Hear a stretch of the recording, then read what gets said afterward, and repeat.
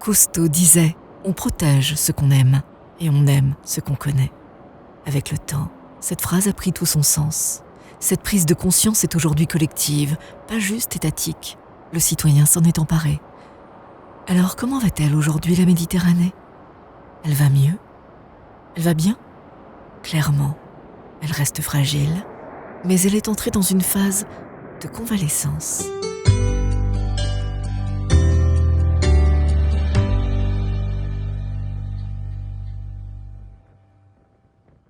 On ne peut combattre une maladie qu'en s'attaquant à sa cause, pas uniquement à ses conséquences. L'époque où l'activité humaine primait sur la protection de l'environnement est révolue. Aujourd'hui, l'étendue des connaissances scientifiques, socio-économiques nous a montré les limites de ce que la Terre pouvait accepter.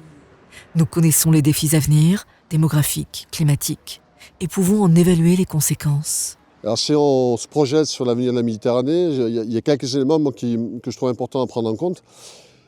D'abord, avant de parler des problématiques qu'on risque de rencontrer demain, ce qui est quand même important, c'est de resituer où on est aujourd'hui par rapport à hier. Donc on est déjà dans une trajectoire qui va plutôt vers le mieux vis-à-vis de la Méditerranée. Donc sur cette base-là, on peut être optimiste, c'est-à-dire qu'effectivement, on part d'une situation désespérée à une situation qui est meilleure, avec plus de gens qui ont la volonté d'agir, beaucoup plus de moyens de connaissances, de savoir, d'implication, etc. Donc globalement, il y a quand même quelques éléments pour être plutôt optimiste vis-à-vis de la Méditerranée, quoi. Pour autant, ça prend du temps. On voit que la moindre politique, en fait, demande plusieurs décennies. On voit par ailleurs qu'on peut être confronté à des thématiques qu'on ne maîtrise pas, hein. La question du changement climatique est au cœur des préoccupations aujourd'hui. Pourquoi ? Parce que c'est un élément, en fait, dont on n'est pas capable de maîtriser. Même si aujourd'hui, on voudrait arrêter totalement le changement climatique, on est dans une dynamique, en fait, qui ne s'arrête pas du jour au lendemain.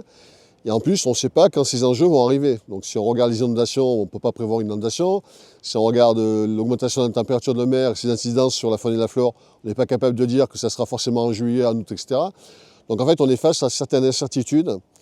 Et ça pèse en fait dans l'analyse que l'on a par rapport à l'avenir de la Méditerranée, quoi. La gestion environnementale doit désormais faire jeu égal avec l'activité humaine.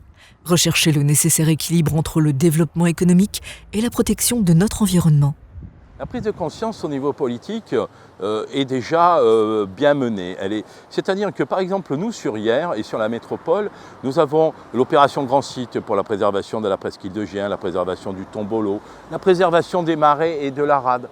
Nous avons des contrats de baies, nous avons le réseau Natura 2000.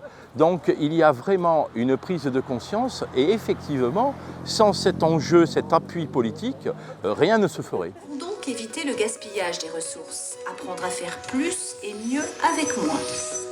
Et introduire... Dans la société civile, cette recherche du nécessaire équilibre entre le développement économique et la protection de l'environnement est également bien ancrée.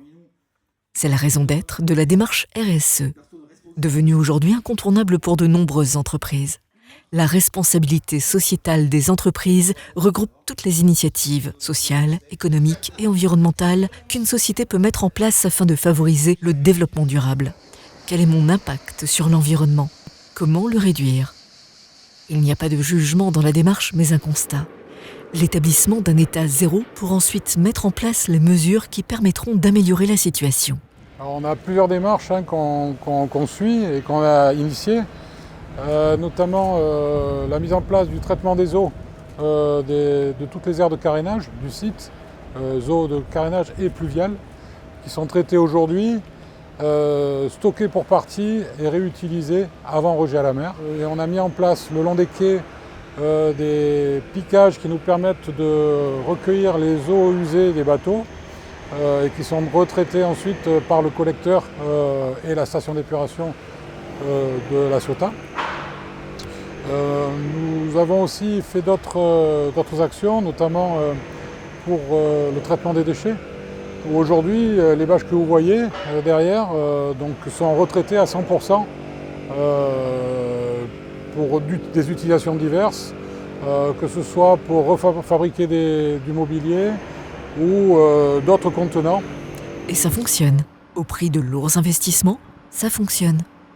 On note une réduction des émissions de gaz à effet de serre, la limitation de l'utilisation des ressources naturelles, la limitation de la production de déchets, la limitation des conséquences polluantes de l'activité. Depuis quelques années déjà, la région Sud et ses partenaires développent une stratégie de lissage de la fréquentation.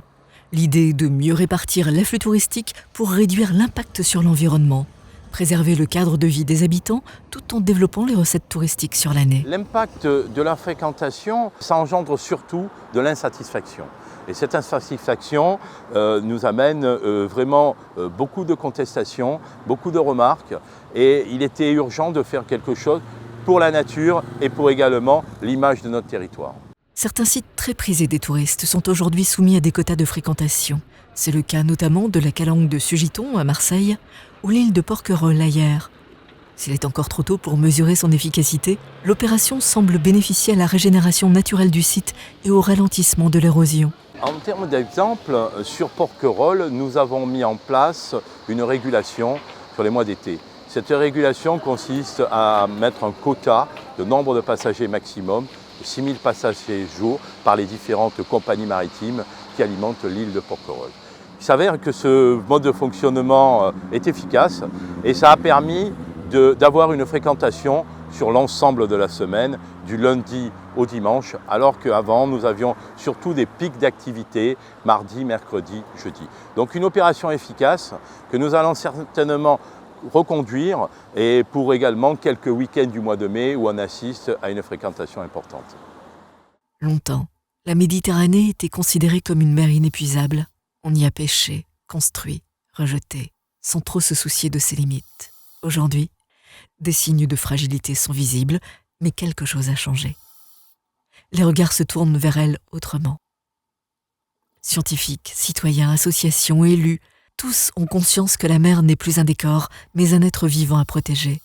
La Méditerranée convalescente retrouve peu à peu sa santé, mais sa guérison dépend de la constance de nos actes, bien plus que de la sincérité de nos intentions.